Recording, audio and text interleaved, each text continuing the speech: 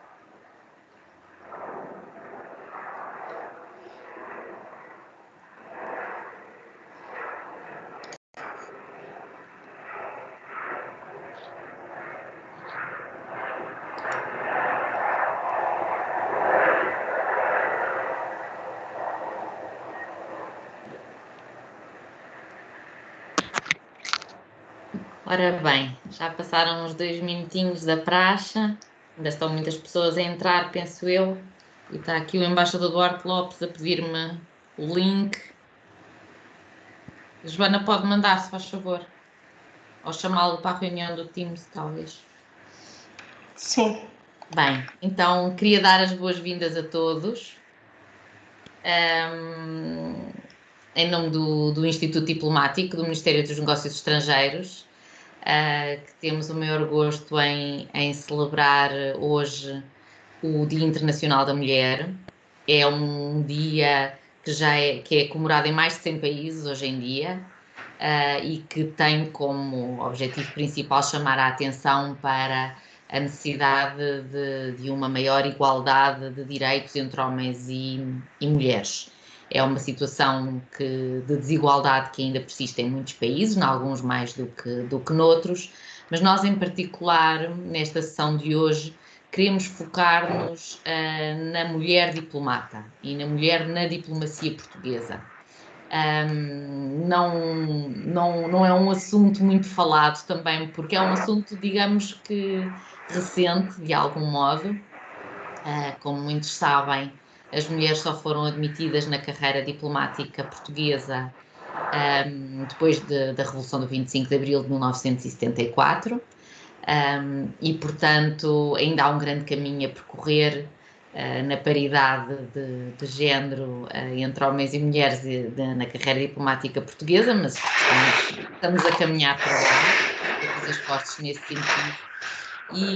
E para falar deste assunto, escolhemos duas mulheres diplomatas portuguesas que na minha opinião, são muito representativas da mulher portuguesa diplomata. Não sei exatamente se esta será a ordem, qual delas virá primeiro, elas também poderão dizer qual é que é a característica que vem primeiro quando nos falarem. Então começo por apresentar a embaixadora Ana Martinho.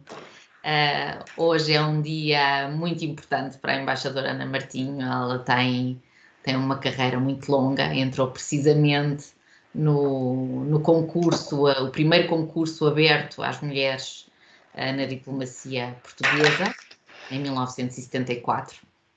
E, portanto, é uma carreira muito longa, muito bem sucedida, muito diversa. É difícil descrever todos os postos e todos os feitos que ela atingiu, mas tentando pegar talvez nos mais importantes. Nos mais importantes. Posso começar por dizer que a embaixadora Ana Martinho licenciou-se em Direito, e no seguimento da sua licenciatura em Direito, então foi admitida no concurso de adidos de embaixada, aberto em 1974. O seu primeiro posto foi as Nações Unidas, em Nova Iorque, mas ocupou muitos outros, como foi embaixadora na Áustria e junto da Organização para a Segurança e Cooperação na Europa, a OSCE, foi embaixadora em Praga, na República Checa, foi também a primeira mulher que ocupou o cargo de secretária-geral do Ministério dos Negócios Estrangeiros, o que não é despiciando, ainda não houve outra depois dela. E dentro do Ministério e em Portugal ocupou diversíssimos cargos, tanto dentro da hierarquia do Ministério dos Negócios Estrangeiros, como fora, dando apoio a vários gabinetes ministeriais, e finalmente o cargo de que se despede hoje, que é o cargo de assessora para as relações internacionais do Presidente da República. A embaixadora Ana Martinho tem um percurso não só profissional, mas pessoal, que é recomendável e exemplar. Mantém-se casada, que é uma coisa, um feito não despiciando para uma mulher diplomata. Conseguiu manter a sua família, criar os seus filhos, ter os seus netos, e isso é muito importante. É muito importante o equilíbrio da vida profissional e da vida pessoal. Só isso que nos faz pessoas completas. Apresento desde já também, assim de seguida, a nossa segunda oradora, que é a doutora Joana Fischer, que embora com uma carreira mais curta, não é sem sucessos e também sem primeiras vezes, não é? Portanto, a Joana é licenciada em Direito pela Universidade Nova de Lisboa e depois mestre em Filosofia. Foi aprovada no concurso de 2004. Já foi colocada na nossa embaixada em Montevideo, no Uruguai, e na representação permanente de Portugal junto à União Europeia, em Bruxelas. Neste momento, é responsável pelos países africanos de língua oficial portuguesa na Direção-Geral de Política Externa do Ministério dos Negócios Estrangeiros. E, last but not least, foi eleita em outubro de 2020 a primeira mulher presidente da Associação Sindical dos Diplomatas Portugueses. Também a Joana consegue manter uma relação muito equilibrada com a sua vida pessoal, visto que é casada e tem 3 filhos. Na medida do possível, não é, Joana? Eu passo desde já a palavra às nossas oradoras. Senhora Embaixadora, por favor. Joana, obrigada. Isso já foi uma apresentação, enfim. Eu tenho muito gosto em estar aqui e queria agradecer ao Instituto Diplomático, ao embaixador Freitas Ferraz, que não pode estar connosco, mas está a doutora Joana Gaspar, o convite para participar nesta sessão sobre a mulher na diplomacia portuguesa, que assinala justamente a celebração do Dia da Mulher. Faço com muita satisfação, em partilha com a minha colega, a doutora Joana Fischer, de quem tanto gosto, por quem tenho tanto apreço. É importante e útil manter esta data como um marco e uma oportunidade para refletirmos sobre o estatuto e a condição da mulher, determinantes para o seu futuro, para a sua felicidade ou infelicidade, para a sua realização ou frustração como ser humano. Estou sem som e estou sem imagem. Justifica-se.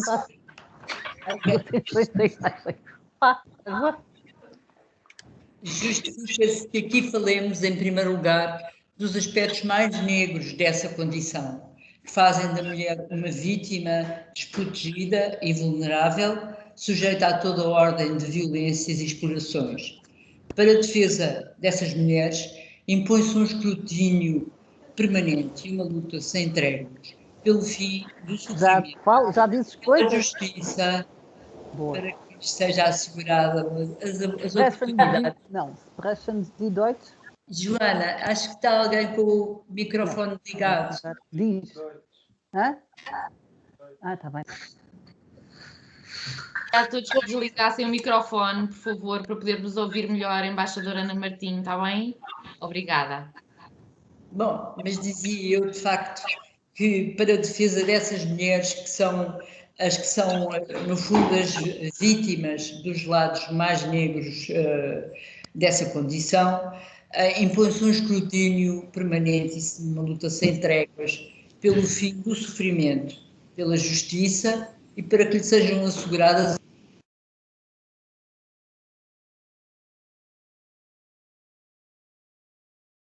Senhora Embaixadora, agora ficou sem microfone, peço desculpa a estes problemas. Pronto. Já está, já está. Então, mas... Não foi só um segundo. Está bem. Portanto, agora, sem dúvida, é impossível não falar na pandemia, nos tempos da pandemia, porque a pandemia engole praticamente todos os assuntos. E estes tempos de pandemia, que a todos apanharam desprevenidos e indefesos, vieram com toda a certeza afetar muitas mulheres ainda mais negativamente. Verificaremos, quando esta situação for vencida, que um dos grandes estragos que ela terá produzido, do ponto de vista dos direitos humanos, dos aspectos sociais, culturais e económicos, será o impacto que está a ter sobre as mulheres. A questão da igualdade e do género são, e bem, prioritárias e objeto, entre nós, de medidas políticas exigentes, específicas, atentamente gizadas, implementadas e monitorizadas. Mas o tema deste nosso encontro é a mulher e a diplomacia. E depois daquilo que a Joana disse e tudo aquilo que nós sabemos que se passa hoje, desde ontem, para celebrar o tema do Dia da Mulher, como é que eu posso contribuir para um diálogo e para lançar pistas que suscitem o debate perante um assunto sobre o qual já tanto se disse? Bom, talvez falar um pouco e muito genericamente da minha experiência pessoal. Como a Joana disse, como a doutora Joana Gaspar disse, a entrada das mulheres para a carreira diplomática só foi possível depois de abril de 74. Por tão estranho e incongruente que nos possa parecer hoje, foi essa a realidade. Depois da Revolução, houve de facto uma alteração. O quadro jurídico que regulamentava a carreira diplomática, em abril de 74, consistia em 2 diplomas de 1966, a Lei Orgânica do Ministério dos Negócios Estrangeiros e o Regulamento do Ministério. Depois da Revolução, foram revogados pontualmente alguns artigos desses diplomas, nomeadamente os que diziam respeito à admissão na carreira diplomática. Nos 2 artigos que nos interessam, e só destaco a parte relevante, podia anteriormente ler-se: a admissão no serviço diplomático depende da aprovação em concurso por provas públicas, a que só poderão ser candidatos os cidadãos portugueses de sexo masculino. Em 1964, a redação passou a ser: a admissão no serviço diplomático depende da aprovação em concurso por provas públicas, a que só poderão ser candidatos os cidadãos portugueses. E assim, com uma alteração tão simples de 2 palavras apenas, foi suprimida a referência ao sexo de quem se podia candidatar ao serviço diplomático, e o acesso das mulheres à carreira tornou-se possível. Foi o Dr. Mário Soares, aliás, quem, enfim, deu este passo, prioritariamente. As primeiras mulheres tomaram posse em agosto de 1975 e assim se iniciou, devo dizer, para mim, uma bela aventura.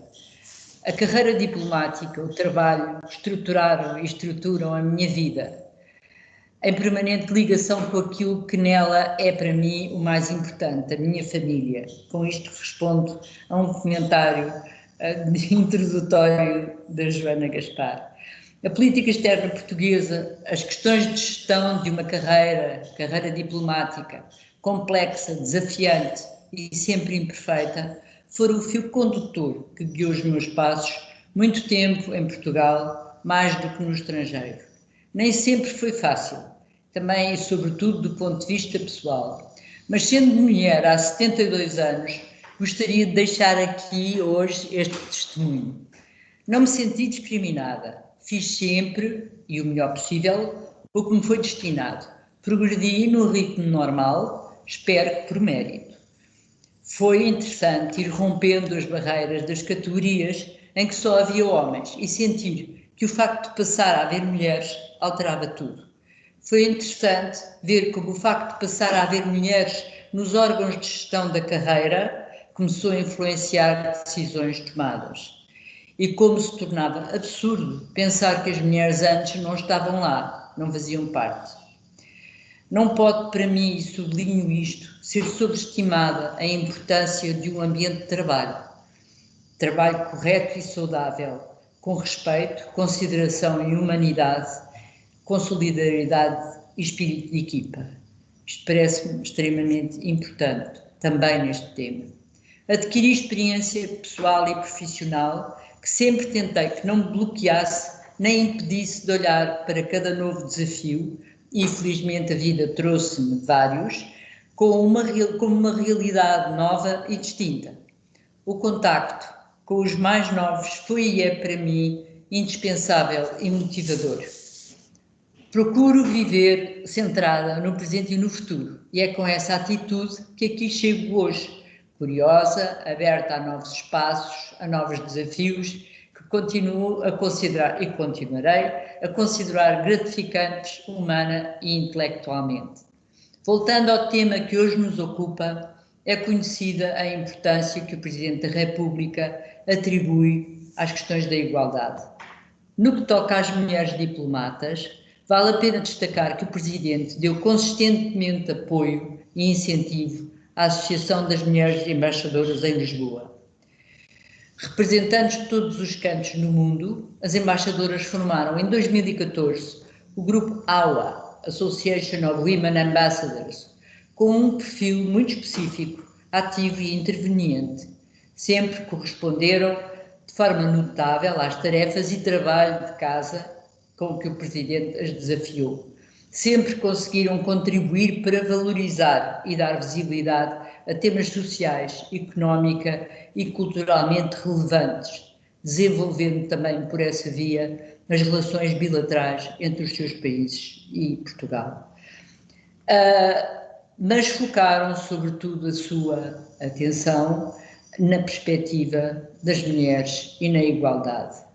E, portanto, eu penso que este é um caso notável de desempenho das mulheres na diplomacia. Logo em 2016, a AWA organizou a conferência Women in Diplomacy, que teve lugar no ISCTE, em Lisboa. Foram debatidos temas relacionados com as especificidades da carreira diplomática e os progressos da participação das mulheres em matéria de política externa e diplomacia. O Presidente da República participou, salientando a importância deste debate e a sua sensibilidade à causa que o grupo, a igualdade do género. De resto, já depois de reeleito, reuniu com as embaixadoras por videoconferência. Acompanhei de perto a experiência da aula, uma verdadeira agenda de trabalho diplomático, muito enriquecedora. Primeiro, acompanhei como secretária-geral do Ministério e depois enquanto assessora diplomática do Presidente da República. Esta última etapa, que termina precisamente hoje, como a Joana nos lembrou, constituiu um desafio, um privilégio e um tempo de aprendizagem a todos os tipos excepcional. Fico muito grata pela oportunidade que tive e, de acordo com o tema que hoje nos junta, é com grande satisfação que vejo de novo uma mulher assumir o cargo, uma embaixadora notável, que todos conhecem e cujas qualidades são indiscutíveis. A embaixadora Amélia Paiva, que numa outra função, em 2003, dizia: o ser humano não é neutro, é homem ou mulher. Estas são as duas componentes de qualquer comunidade e do género humano. O respeito pela igualdade implica, pois, o respeito pelas diferenças e a não hierarquização dessas diferenças. Por essa razão, também a diplomacia, como outras áreas da vida económica, social e cultural ou política, não pode prescindir ou desvalorizar o contributo da outra metade da população portuguesa. Portanto, felicidades e sucessos é o que eu mais lhe posso desejar. E fico por aqui, agradeço a todos a atenção com que me ouviram. Espero, enfim, ter podido fazer um contributo que seja com algum significado. Muito obrigada. Muito obrigada, Sra. Embaixadora. Tenho a certeza que no período das perguntas e respostas haverá muitas pessoas com curiosidade de lhe colocar algumas questões, mas passo já de seguida a palavra à doutora Joana Fischer. Muito obrigada, Joana. Muito obrigada, embaixadora Ana Martinho. E muito obrigada a todos os que se juntaram a nós para debater este tema e também para ouvir as palavras que temos aqui para dizer. Eu, na verdade, gostaria de começar a minha intervenção. São dois pontos prévios. Por um lado, sinto-me orgulhosa porque a Joana fez um resumo ótimo do meu currículo, mas esqueceu-se de um ponto, o que me dá assim grande alento, ou seja, um posto. Eu tenho mais um posto que foi a Luanda de 2015 a 2019 com a delegação da União Europeia. Desculpa. Não, eu é que sinto, é um grande momento de poder acrescentar um bocadinho ao meu currículo. E que foi um momento muito especial e lá onde também conheci mulheres extraordinárias com muita força, muitas vezes em condições de grande dificuldade. O segundo ponto prévio que eu gostaria de fazer é, eu aqui não vou dizer nada de novo, na realidade, e é uma coisa para a qual eu chamo a atenção porque me parece uma coisa tanto bonita como forte. Porque neste Dia Internacional da Mulher, eu já passei em revista também, em imprensa, e o que foi escrito e o que foi dito, e há uma sintonia de mensagem enorme, enorme. E isso eu acho que diz muito desta mudança que está em curso, e que já está em curso há décadas, de força pela igualdade de género e pela afirmação do papel da mulher na sociedade e do bem que ele traz. Por isso, queria deixar essa nota de que este movimento pelo reconhecimento da mulher tem efetivamente 3 características que me trazem aqui não trazer qualquer novidade. Persistência, coerência de mensagem e uma sincronização espontânea. Por isso, viva isso. Falar do papel da mulher diplomata e da mulher diplomata portuguesa, eu acho que começaria por ser mulher, porque foi assim que eu nasci, mulher primeiro, tornei-me diplomata depois, e o portuguesa como que é a membrana que envolve as duas, por isso acho que elas são, é assim que eu componho este pequeno trio de palavras. É muito importante falar sobre isto, porque a meu ver, e acho que no entendimento de muitas pessoas mesmo, a presença das mulheres em posições ou nas áreas de soberania do Estado é essencial. E é essencial porque é um imperativo tanto político como social.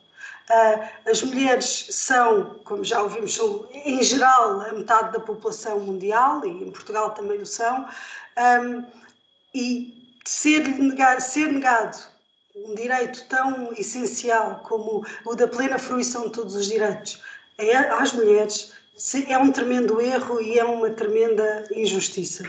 Estamos a caminhar nesse sentido e socialmente porque as mulheres desempenham um papel que tem sido imensamente estudado e que tem de ser reconhecido. Por outro lado, temos que pensar na representatividade do espaço público e do serviço público, nomeadamente as mulheres que participam na política, mas não só, depois também nas estruturas de aplicação das políticas de governo, trazem a sua sensibilidade própria, trazem as suas perspectivas e também uma visão mais complexa do mundo em que elas vão ser aplicadas. Por isso, trazem um melhor entendimento, uma melhor aproximação, ou diferente aproximação às pessoas, aos cidadãos, e influenciam a forma como as políticas são desenhadas e aplicadas. E se é verdade que todos os estudos têm vindo a demonstrar que é importante o papel da mulher, a verdade é que a opinião pública, que neste caso aqui é muito relevante, também nos tem dito isso. O Eurobarómetro fez um inquérito e os números a nível europeu indicam-nos que 76% das pessoas inquiridas entendem que o fim da desigualdade de género deveria ser uma prioridade da União Europeia. E 91% desses mesmos inquiridos concordam com a ideia de que a construção de uma sociedade justa não pode prescindir, em caso algum, do fim dessa desigualdade. Por isso, estes são números que nos dão alento, que nos fazem sentir acompanhados e queridos e apoiados. Obviamente que a nível europeu nós tivemos recentemente ótimas notícias e bons desenvolvimentos. Temos agora uma comissão chefiada por uma senhora, temos 12 comissárias num universo de 27 comissários, temos uma mulher ao leme do Banco Central Europeu, temos uma presença feminina no Parlamento Europeu que nunca antes fora registada. E agora, nos discursos que, por exemplo, a Presidente von der Leyen faz, já se fala também, e eu gosto particularmente deste conceito, dos pais e das mães fundadores da União Europeia. Ou seja, nós estamos a trazer a família está a reunir-se.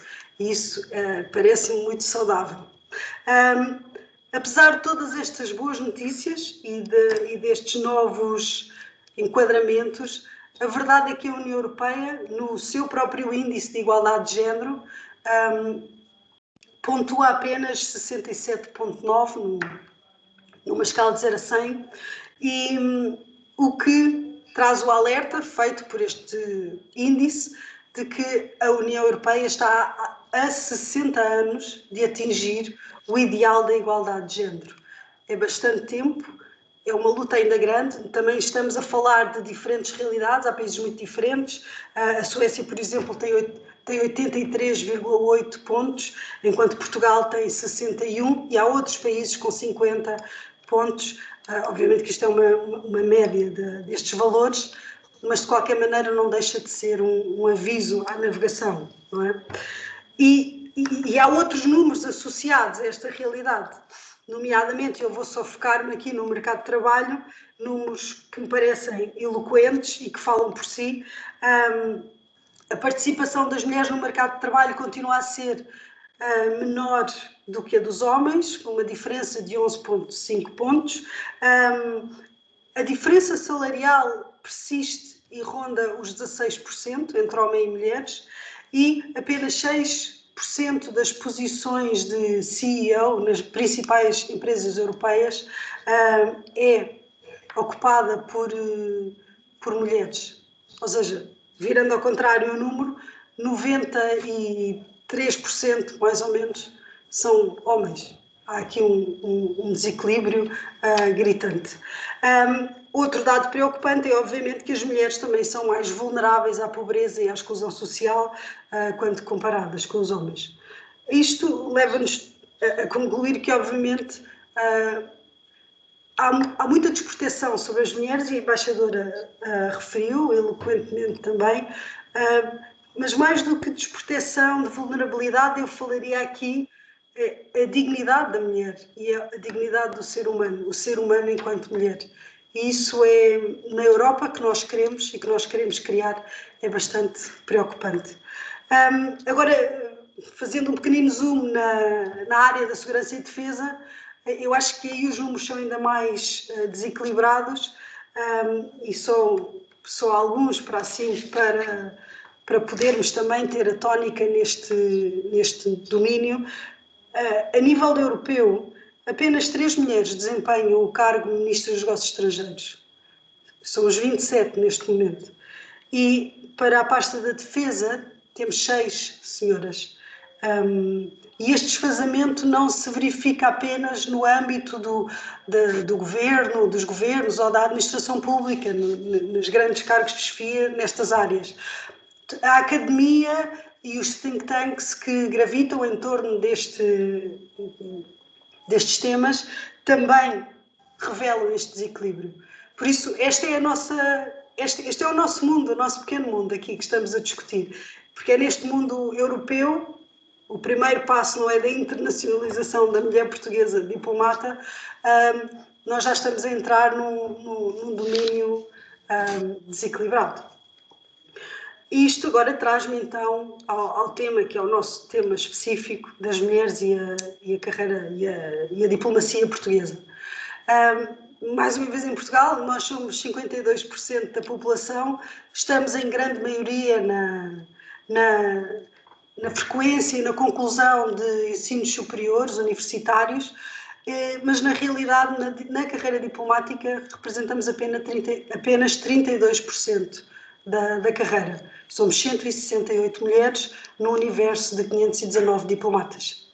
E para termos um termo de comparação, na magistratura, as mulheres representam agora 61% do corpo profissional, por um lado, mas na defesa, se tivermos em conta o efetivo total militar, as mulheres não passam dos 13%. Os oficiais, aí já há um aumento da participação das mulheres com 20%. Pronto, isto para fazer mais ou menos o enquadramento, voltando à minha expressão do início, as mulheres nas áreas de soberania temos ainda que puxar um pouco e ser um bocadinho mais ousadas, talvez, ou mais assertivas, puxar mais. Na carreira diplomática, portanto, nós já não somos uma novidade, claramente, já estamos cá há bastante tempo, somos uma parte integrada e integrante da carreira. Acho que já ninguém consegue conceber a carreira diplomática sem as suas mulheres, sem as suas embaixadoras, sem as suas secretárias de embaixada, conselheiras de embaixada, adidas, mas há ainda um caminho que é quantitativo, mas também qualitativo, porque se obviamente recentemente temos feito ganhos importantes a nível da liderança, e nomeadamente da liderança no Ministério, na Secretaria de Estado, aqui em Lisboa, nós conseguimos alcançar agora a paridade a nível das chefias, dos lugares dirigentes do Ministério. A verdade é que em todas as categorias da carreira diplomática nós somos uma minoria. Deixo-vos também alguns números, porque eu acho que os números são bastante elucidativos. Na categoria de embaixadores, as mulheres são apenas 11%, ministros plenipotenciários são 30%, são mulheres, conselheiros de embaixada 36%, é a minha categoria, e aqui ganhamos, overall, em execo com os adidos de embaixada, e os secretários de embaixada estão em 32% de mulheres. Claramente temos que trabalhar, infelizmente não têm entrado tantas mulheres que nos permitam prever daqui a pouco tempo reverter esta lógica de desequilíbrio, mas claro que obviamente a esperança exige que continuemos e eu creio que ainda no tempo da nossa geração vamos conseguir ter outros avanços. Mas eu falava na importância da representação qualitativa, não só quantitativa. E aqui é um ponto importante. Nós conseguimos ter mais mulheres embaixadoras, mais mulheres em lugares de chefia na Secretaria de Estado, mas ainda há lugares no estrangeiro, que são as grandes embaixadas, onde ainda não temos um lugar ocupado por uma embaixadora. Uma embaixadora em Nova Iorque, uma embaixadora em Washington, uma embaixadora na Reper, uma embaixadora em Londres. Por isso, essa é a esperança que nós também temos de ver num futuro próximo uma de nós chegar lá apoiada por todas, porque eu acho que aqui o nosso trabalho de equipa, como a embaixadora Ana Martinho referiu, é fundamental. É uma força e eu sinto isso no meu trabalho, nos meus grupos de amigas, nos meus grupos de família. As mulheres têm uma coesão, apesar do mito ser o contrário, não é? Geralmente o que se diz é que os homens têm uma solidariedade particular e que as mulheres têm mais tendência a desentenderem-se.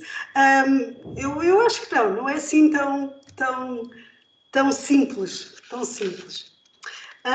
O outro ponto que eu gostaria de fazer aqui é, eu acho que a entrada das mulheres na carreira diplomática, e eu estou cá desde 2005, e o que vejo e noto é que trouxe, eu não tenho comparação, obviamente, mas eu vejo que as minhas colegas, e as minhas superioras, as minhas chefes, porque tive várias chefes ao longo destes anos, trouxeram um talento muito especial à carreira, um talento relacional.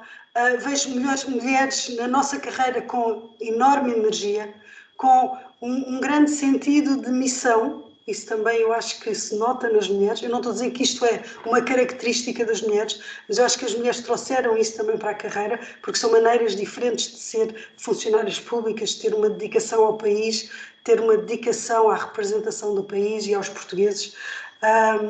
E eu notei isso, um dinamismo também diferente. E esta força desta diversidade, deste talento que as mulheres trouxeram para a carreira diplomática, devia ser mais compreendido, talvez. Devíamos estudar um bocadinho mais, tentar não só sentirmos esta envolvência, esta positividade, mas tentar perceber as suas componentes e tentar perceber em que é que ainda podemos potenciar mais esta diversidade e este talento que as mulheres trouxeram para a carreira. Isso é um apelo que eu deixo também, que consigamos fazer isso. E, por outro lado, eu também quero dizer que com todas estas alterações que têm ocorrido e que têm acontecido, eu sinto que há uma alteração em curso no Ministério. Não é, obviamente, uma revolução, é uma evolução que se sente. E eu acho que mesmo para mim, que entrei em 2005 e agora em 2021, eu já vejo diferenças. E o facto de ter mulheres a assumir posições tão destacadas como a assessoria diplomática na Presidência da República, mulheres secretárias gerais, a embaixadora Ana Martinho, termos a nova já não é nova, a nossa diretora-geral de política externa, quer dizer, são exemplos para os quais nós podemos olhar. E não é que nós nos sintamos ousadas ou atrevidas, mas é só aquela sensação de pensar, ali está uma senhora como eu. Isso tem um impacto forte. Eu diria que nunca deve ser desconsiderado. Eu agora vou tentar fazer uma coisa um bocadinho perigosa, que é tentar identificar os obstáculos que as mulheres poderão sentir na carreira, e que são um bocadinho transversais, mas também a mim me parecem muito particulares na carreira diplomática. Obviamente que depois terão tempo para discordar e criticar ou acrescentar ou corrigir-me, mas eu achei que também devia ter esta coragem de arriscar, não é? E por isso vou elencar 4 dificuldades que eu encontro na vivência de uma diplomata mulher hoje em dia. E, obviamente, que a primeira teria de ser a maternidade, porque esse é um dos grandes eventos biológicos associados à imagem da mulher e não há que negar, porque é uma coisa boa, não é uma coisa negativa. Mas a verdade é que há talvez, ou porventura, alguma ideia de que a mulher, a partir do momento que tem um filho, desliga-se do trabalho. E eu quero contrariar isso aqui veementemente. Eu, mulher, me confesso mãe de 3 filhos. E eu posso dizer que ter cada um dos meus filhos renovou e reforçou o meu compromisso com a minha carreira, e em nenhum momento eu senti que a minha dedicação tivesse sussurrado. Por isso, pelo contrário, ter filhos fez-me querer ser melhor pessoalmente e melhor profissionalmente. Porque quero dar-lhes o exemplo, obviamente, e porque sinto que através do meu trabalho posso contribuir a alguma coisa para o mundo em que eles e eu vivemos. Por isso, deixo aqui este meu testemunho, e este é um testemunho que eu considero mesmo importante, porque se puder contrariar alguma ideia de que há um abandono do interesse profissional quando a pessoa tem crianças, eu diria que não. Por favor, reconsiderem essa assunção. Dito isto, eu creio que uma boa gestão da carreira e uma boa gestão de recursos humanos, uma boa gestão com as mulheres, poderá incorporar facilmente os momentos da gravidez, com tudo aquilo que eles implicam, obviamente, que também podem ter como é que eu ia dizer, podem ter dimensões médicas que têm que ser acauteladas. Obviamente, tudo isso terá de ser analisado caso a caso, mas um bom acompanhamento das mulheres, uma boa integração das mulheres na carreira, eu acho que muito facilmente alisará estes pequenos percalços que podem acontecer naquele momento específico e não perdermos funcionárias por causa disto, não perdermos talento e não perdermos contribuições. Este por um lado. Ainda sobre a maternidade, fala-se muito do equilíbrio entre a vida privada e a vida profissional. Nós aqui temos uma entrega particularmente grande ao Ministério e quando estamos no estrangeiro também às nossas embaixadas, às comunidades portuguesas, a tudo aquilo que representa o nosso grande esforço e muitas vezes é difícil conjugar. E não é difícil porque não queiramos, é difícil porque de certa maneira há dois amores conflituantes, por assim dizer. E como é que resolvemos isto? Mais uma vez, obviamente que o apoio é tudo, em todas estas questões, mas a grande questão aqui é que nós, neste momento, a pandemia ensinou-nos muitas coisas. E, neste momento, ensinou-nos que nós podemos fazer isto. E podemos trabalhar de casa. E podemos trabalhar de vários outros sítios. E que, na maior parte dos casos, não perdemos eficácia. Pelo contrário, até podemos ter ganho. Podemos ter nos tornado mais melhores a gerir o nosso tempo, porque as videoconferências hoje em dia sucedem-se a ritmos lancinantes. E nós conseguimos fazer tudo isto. Por isso, se conseguimos fazer isto, porque é que nós não conseguimos também conjugar melhor a nossa vida familiar e a nossa vida privada? E isto, quero deixar aqui, obviamente, quero sublinhar isto, isso não se aplica só às mulheres. Quantos de nós não têm interesses intensos fora do Ministério, interesses que nos completam, que nos enriquecem, que contribuem para a nossa atividade diplomática, mas que também exigem de nós e que pedem tempo à nossa vida. E isso, eu sou muito adepta e acredito nisto mesmo piamente, que um bom funcionário é uma pessoa integral, não é uma pessoa que só está ali, é uma pessoa que consegue viver em várias dimensões e que consegue trazer muita experiência humana para o trabalho que desempenha. Em terceiro lugar, outro problema, um desafio para as mulheres diplomatas de hoje em dia, e obviamente estou aqui em terreno escorregadio, eu diria que é a conjugação das carreiras com a outra parte do casal. Nós já vimos que as nossas sociedades, vamos falar europeias, mas em geral no mundo, há realmente um problema de desigualdade de género e ele obviamente refletir-se-á nas relações humanas que existem na vida de todos nós.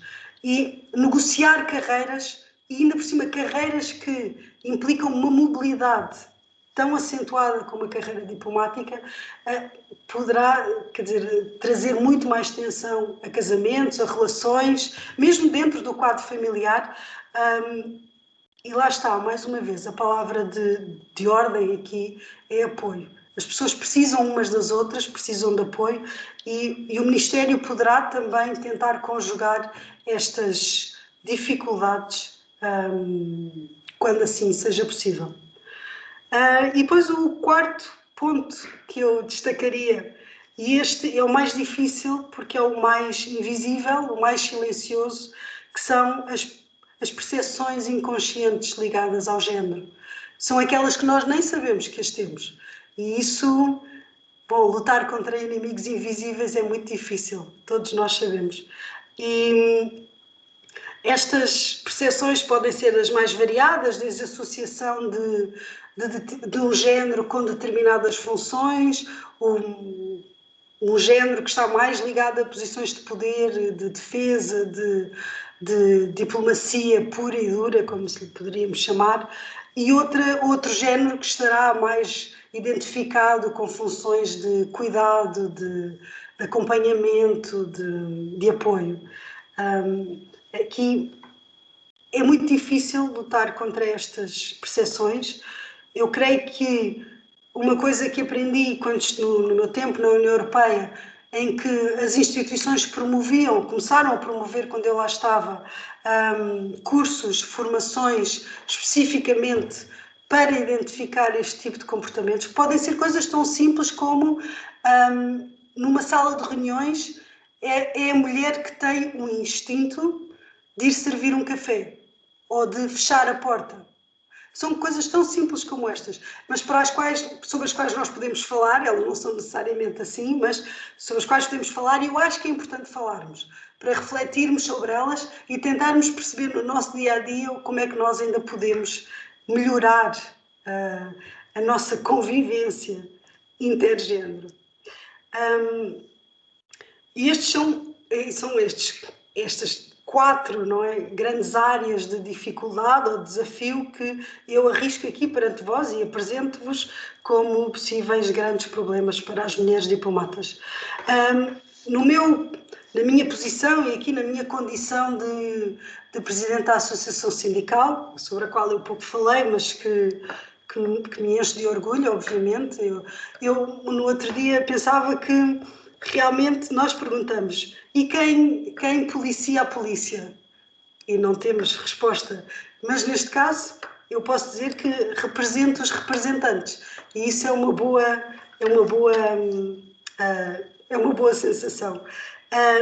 Na ASDP, na Associação Sindical dos Diplomatas Portugueses, nós estamos a preparar e vamos lançar em breve um projeto de mentoring, e eu penso que as mulheres diplomatas poderão beneficiar enormemente deste projeto, porque será, obviamente, em situações de tanto os mentores como as pessoas que são mentoradas estarão em regime de voluntariado, obviamente, mas eu creio que para uma jovem diplomata que acaba de entrar no Ministério pode fazer toda a diferença ter um mentor feminino ou masculino que possa dar alguma orientação, conselhos, que possa explicar algumas situações e assim evitar algumas dissabores, alguns erros desnecessários e ajudar a pessoa a encarar com outra alegria o futuro. Isto já vai longa a minha intervenção e peço desculpa.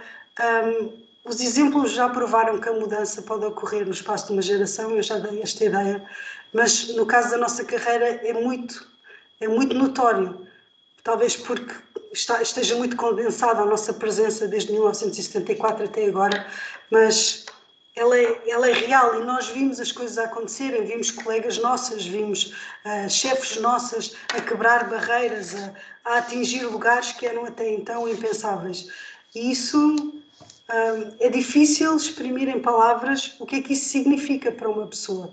E mesmo uma pessoa como eu, que já nasceu num Portugal virado para a União Europeia, aberto, com o mundo todo à disposição, continua a fazer diferença, é comovente.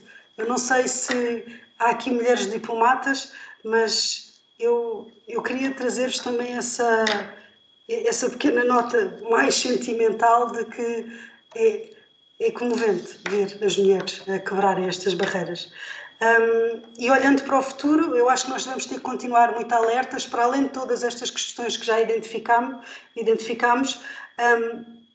Eu creio que as novas tecnologias também nos vão apresentar novos desafios, para além de nos poderem ajudar em desafios antigos, mas teremos de ter pelo menos consciência do que é que elas podem representar para nós. Vivemos cada vez mais num mundo de algoritmos, num mundo de avanços tecnológicos, de grandes empresas, de programas informáticos, e na maioria dos casos, todos estes novos dispositivos, estes equipamentos, estes softwares são feitos com base em padrões masculinos. Como é que podemos também dar o nosso contributo, viver com esta nova realidade e florir e ter sucesso? E espero também que nos nossos esforços coletivos, não só de mulheres, mas também de homens, consigamos aproveitar esta nova facilidade de nos relacionarmos, de nos encontrarmos, que consigamos também aproveitar a flexibilidade que começa agora a ser introduzida nos nossos serviços públicos, não só no mundo privado, e como é que vamos conseguir renovar os nossos laços de solidariedade e de entreajuda neste mundo que, pelo menos por agora é bastante difuso, incoerente e instável. Eu acho que disse isto no início, mas se não disse, quero dizê-lo agora.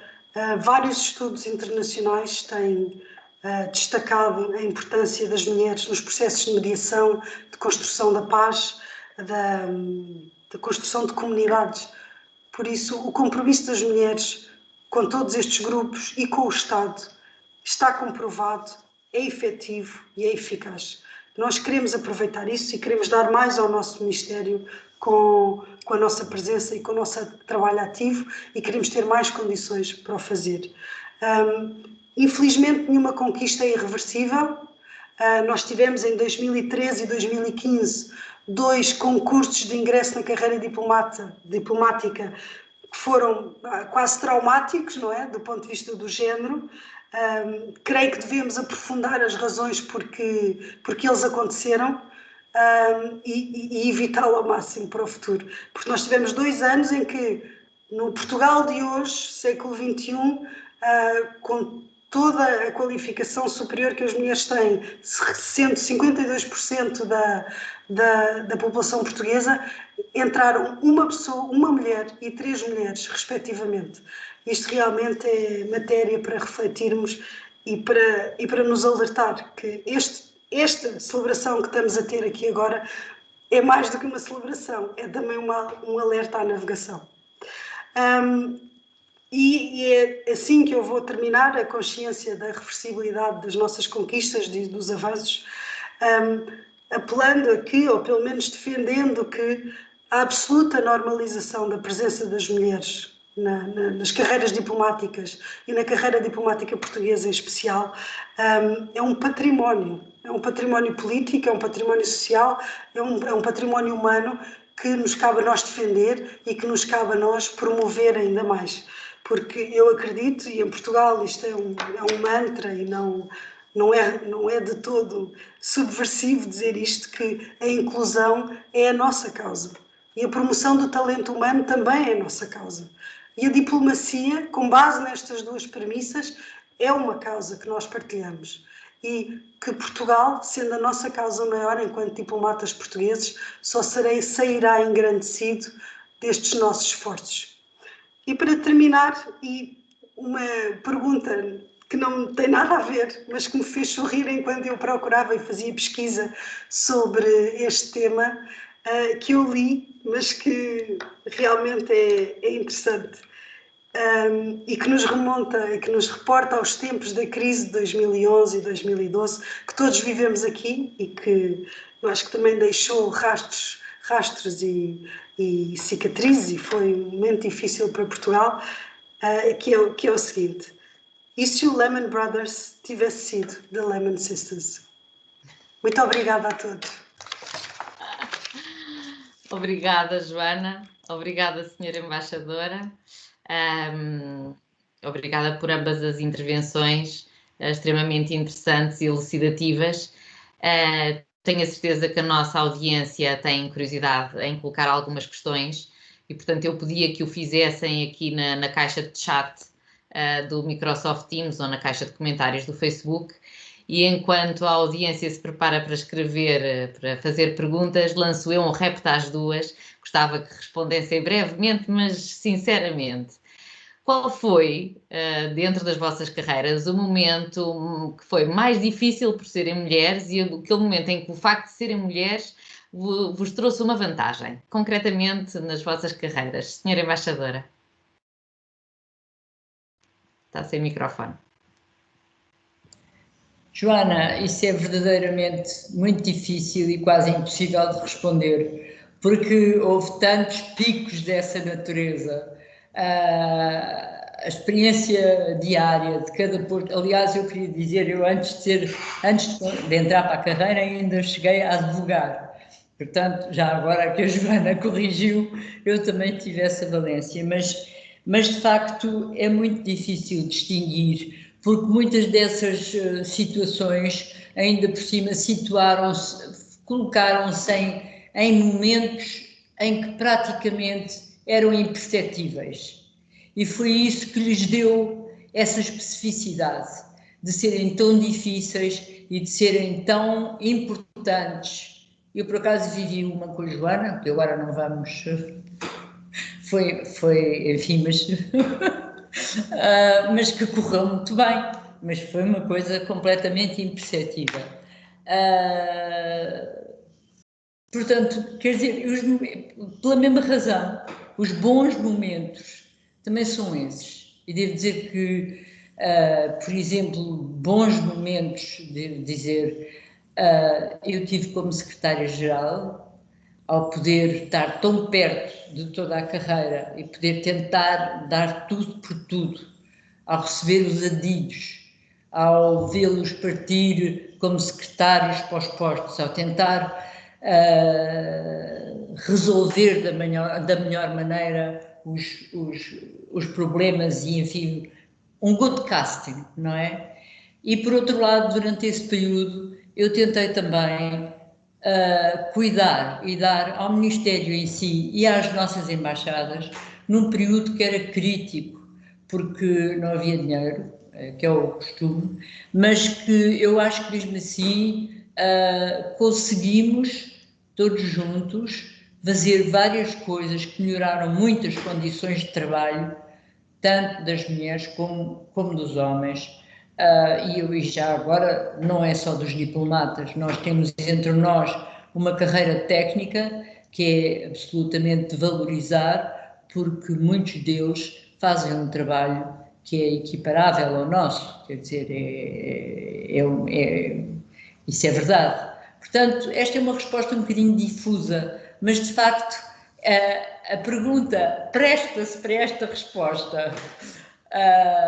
E portanto fico por aqui. Devo dizer que gostei imenso da intervenção da Joana, porque acho que ela nos conseguiu dar um quadro atual e contemporâneo, completo e interessante da mulher na diplomacia portuguesa, da mulher como se expandiu também no Serviço Europeu de Ação Externa, da mulher nos postos difíceis, porque logo desde o início, nos primeiros movimentos, as mulheres não foram poupadas, foram para postos difíceis.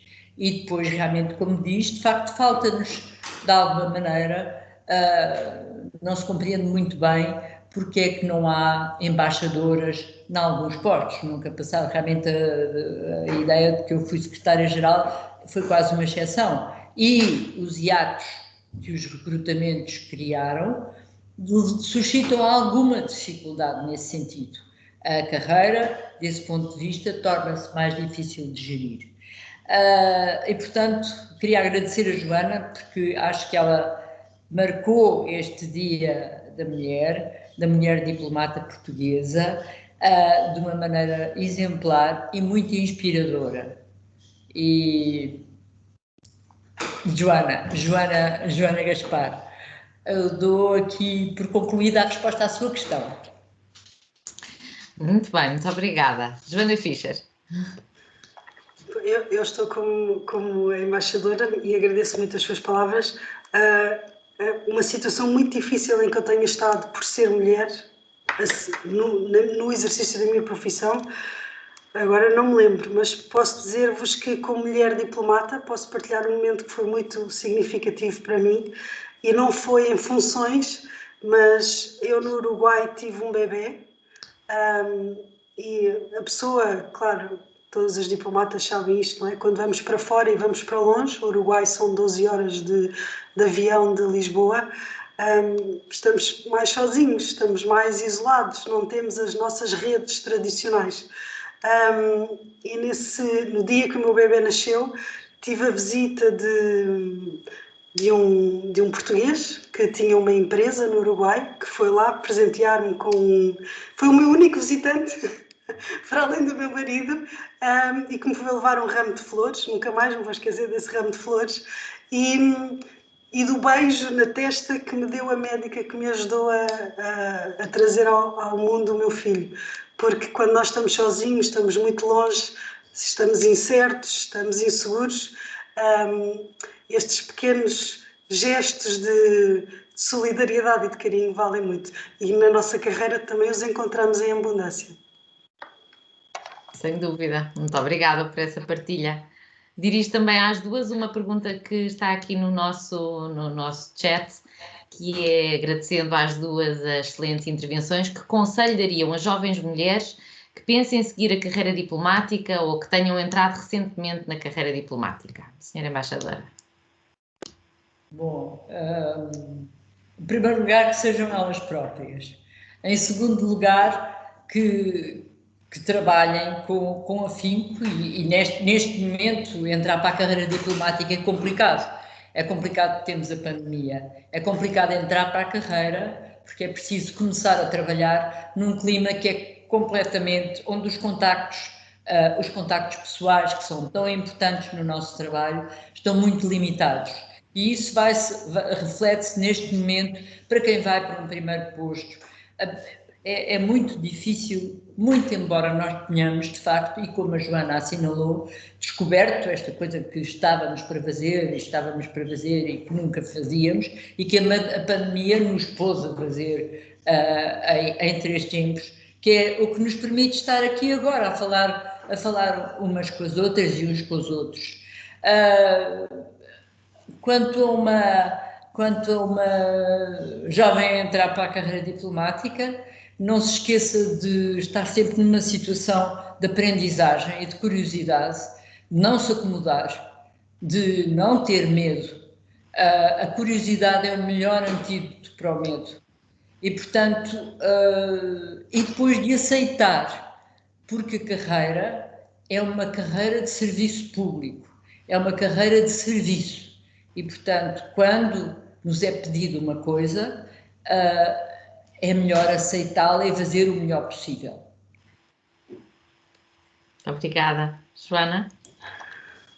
Bom, posso começar por fazer a publicidade, que inscrevam-se também na ASDP, mas não é o meu primeiro conselho. Eu acho que a embaixadora os conselhos da embaixadora são os essenciais. Eu reforçaria a ideia de a curiosidade é essencial na nossa carreira.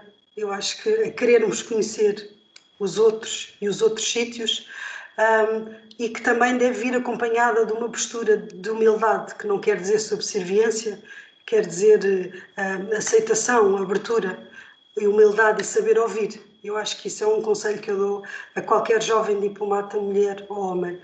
Para as mulheres em particular, eu acreditar em si, porque isto parece um conselho vazio, mas não é, e exige muito trabalho nosso próprio, de acreditarmos em nós, de pensarmos que sim, nós conseguimos fazer isto, e o não ter medo, obviamente, e ver isto também, esta carreira, para além do serviço público, é uma longa carreira, e ter essa perspectiva de muito longo prazo é muito importante também, na minha opinião. Obrigada às duas, sem dúvida. A carreira diplomática para os homens e para as mulheres é uma carreira de serviço, é uma vida. Não se pode distinguir a nossa vida pessoal do serviço que damos ao nosso país, e isso para mulheres e homens também é muito igual. Chegámos ao fim do nosso tempo, já são 19 horas. Queria agradecer muito a ambas as oradoras, Senhora Embaixadora, Joana Fischer, obrigadíssima por terem estado presentes connosco e ajudar-nos a celebrar com dignamente o Dia da Mulher, falando da mulher na diplomacia portuguesa. Muito obrigada a todos que tiveram a assistir também a esta conferência connosco e até uma próxima vez. Muito obrigada. Muito obrigada, Ana. Muito obrigada a todos.